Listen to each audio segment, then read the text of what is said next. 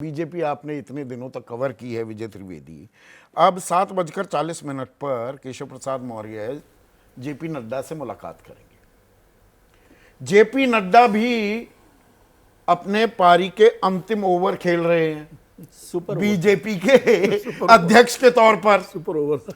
अब क्या आज का अध्यक्ष आने वाले अध्यक्ष से मुलाकात कर रहा है? देखिए, जब संगठन की बात हो रही है, संगठन से बड़ा कोई नहीं, तो केशव प्रसाद मौर्य उत्तर प्रदेश देखिए 33 सीटों से तो काम चलने वाला नहीं है, और बीजेपी एक निरंतरता रखती है अपनी रणनीति में।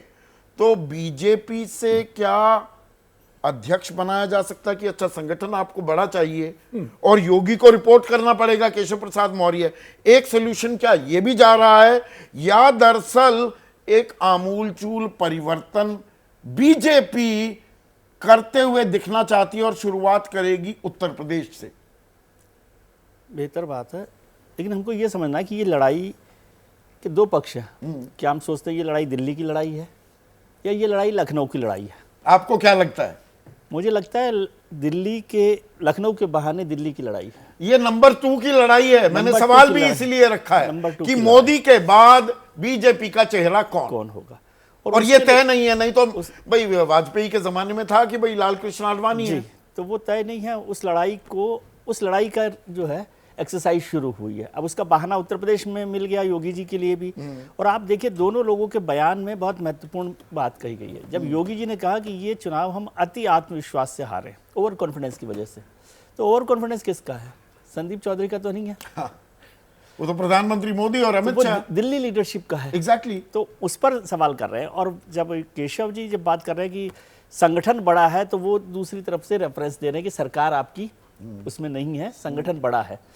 केशव मौर्य को समझना है तो आपको 2016 से आप समझिए, जो आपने जिक्र किया है, ये तीसरी बार है जब उनको ये ट्रेन में बैठना है, यदि उत्तर प्रदेश की ट्रेन में बैठना है तो। 2017 का मैं बता, 2016 का आपने जिक्र किया, केशव जी की बात बहुत सब लोगों ने की, बड़े नेता है, ये सब है, ठीक है, दलित नेता, पिछड़े नेता, सब कुछ है, विश्व हिंदू परिषद के कार्यकर्ता रहे। हाँ। लेकिन 2017 का चुनाव क्या केशव प्रसाद मौर्य से जीता गया सिर्फ? क्या वो उसके फेस थे? नहीं थे। और उसकी पटकथा तो 2014 में अमित शाह ने लिख दी थी जब 71 सीटें आई थी। 2014 में भारतीय जनता पार्टी को 71 सीटें मिल गई। 2009 में 73 कह ले, ठीक है, 73 कह ले, तो 2009 में तो 10 और 5 15 सीटें थी। तो 2014 में जब आप 73 सीटें आ गई तो 315 सीटें तो 2012 में 47 सीटें विधानसभा में थी। 403 में 47 और 9 में वो थी, 10 सीटें थी उनके पास। तो मैं कह रहा हूँ जब 73 सीटें आ गई तो फिर 2017 की सीटों पर इतना बवाल क्यों खड़ा कर रहे हैं कि केशव प्रसाद मौर्य की वजह से जीते आप? और दूसरी बात, न योगी जी उसके फेस थे, न केशव प्रसाद मौर्य थे। केशव प्रसाद मौर्य तो उत्तर प्रदेश के फेस ही नहीं है नेता के तौर पर। वो पिछड़े लीडर हैं, वो सब कुछ उनकी ताकत है। जब 2016 के बाद 2017 मुझे याद है कि जब योगी जी को बनाया गया, फैसला किया गया, उस हवाई जहाज में जब सुबह 10 बजे यहाँ से दिल्ली से उड़ा, उससे पहले योगी जी की अमित शाह जी से मुलाकात हुई। वो वहाँ पहुँचे, स्पेशल चार्टर्ड फ्लाइट थी योगी जी के लिए। वहीं केशव प्रसाद मौर्य और बीजेपी के 3 लीडर, जो 2 ऑब्जर्वर भी थे, वहाँ एयरपोर्ट पर चार्टर्ड फ्लाइट के लिए बैठे हुए थे। फिर मैसेज मिला कि आप चारों लोग एक फ्लाइट में चले जाइए। उसी फ्लाइट में सब लोग गए। केशव प्रसाद मौर्य को था कि अब मेरा नाम अनाउंस होना ही है। तो जब वो दिल्ली लखनऊ बीजेपी ऑफिस पहुंचना था, तो वहाँ से एयरपोर्ट से बीजेपी ऑफिस तक उनका बड़ा काफिला 60-70 गाड़ियों का, वो उससे स्वागत के साथ गए थे बीजेपी ऑफिस। और योगी आदित्यनाथ उस फ्लाइट से उतरे, चार्टर्ड फ्लाइट से, और चुपचाप निकल कर वीवीआईपी गेस्ट हाउस है लखनऊ का, आपने देखा होगा, वहाँ चले गए। जब पूरे जुलूस के साथ केशव प्रसाद मौर्य वहां पहुंचे, मैं थोड़ा सा स्टोरी को बिल्कुल जरूरी है। तो वो जब वहां पहुंचे तब उनको ये मैसेज दिया गया कि आप योगी जी से मिल लीजिए वीवीआईपी गेस्ट हाउस में जाके। केशव प्रसाद मौर्य को, योगी जी को तो मैसेज मिल ही गया था, वो तो अमित शाह से मुलाकात करके गए थे। उससे एक शाम पहले गोरखपुर से उनके लिए स्पेशल फ्लाइट से वो आए थे, क्योंकि उनके पास अमित शाह का मैसेज पहुंचा। तो उनका मेरे पास दिल्ली जाने का कोई व्यवस्था नहीं है, तो उनका फ्लाइट वहाँ पर है, प्लेन वहाँ पर खड़ा हुआ, आप वहाँ से गोरखपुर से दिल्ली आ जाइए। शाम को वो आए, फिर दिल्ली में सुबह मुलाकात की, और वहाँ से वो चले गए। और वो फ्लाइट में एयरपोर्ट से उतरे, वो चुपचाप निकल कर चले गए। और जो जुलूस से गए उसका जुलूस तो वहीं उतर गया।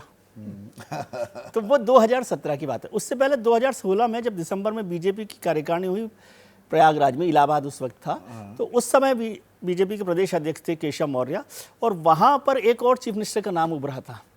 मैं वहाँ पर मौजूद था कि पूरे इलाहाबाद में बड़े बड़े होर्डिंग लगे थे वरुण गांधी के, और उन्होंने नया वो बैनर पूरे लगाए गए कि भाई उत्तर प्रदेश का अगला मुख्यमंत्री कौन होगा।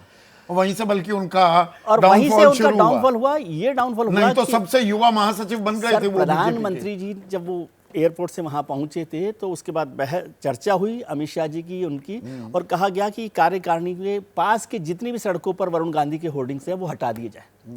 तो वो हटा दिए गए उसी दिन, ये 2016 तो आज की तारीख में अब हम अमित शाह का भी जिक्र कर रहे हैं। योगी आदित्यनाथ अमित शाह की तरफ से आगे खेमेबंदी करते दिखाई दे रहे हैं केशव प्रसाद मौर्य, लेकिन दरअसल फैसला क्या प्रधानमंत्री नरेंद्र मोदी करेंगे? योगी आदित्यनाथ बने रहते हैं या नहीं, या उनका उत्तराधिकारी कौन होगा? अभी तक उन्होंने इस बारे में मुंह नहीं खोला है। नहीं, मुझे नहीं लगता कि केवल प्रधानमंत्री करेंगे। संघ की भूमिका बहुत महत्वपूर्ण रहेगी इस बार, और उसके बिना ये फैसला नहीं होना योगी जी रहेंगे कि नहीं रहेंगे। हालांकि उनको हटाना भी एक बहुत मुश्किल फैसला, जो आपने 2022 का जिक्र किया, उस समय 2021 में भी केशव जी को आने की बात थी, तब भी यही तय हुआ कि केशव जी के भरोसे हम 2022 का चुनाव नहीं जीत सकते। उसमें एक बात बहुत, पर ये हटाने की तैयारी है या अभी भी अभी है स्पेस है, थोड़ा सा स्पेस है, क्योंकि अभी वैसे ही बहुत सारा अभी ताकत आकी जा रही है। जैसे ही घड़ी का काटा दोपहर 2:30 पे आए, बबीता जी का दिल सास बहू साजिश के लिए मचल जाए। और ये है इनकी बहू, पूरे दिन ऑफिस की टेंशन हो जाए गॉन जब ये करें अपना फेवरेट शो फ्री टाइम पे ऑन। इनकी तरह आप भी देखिए अपना फेवरेट शो अपने टाइम पर, और डाउनलोड कीजिए एबीपी लाइव ऐप अपने स्मार्ट टीवी पर।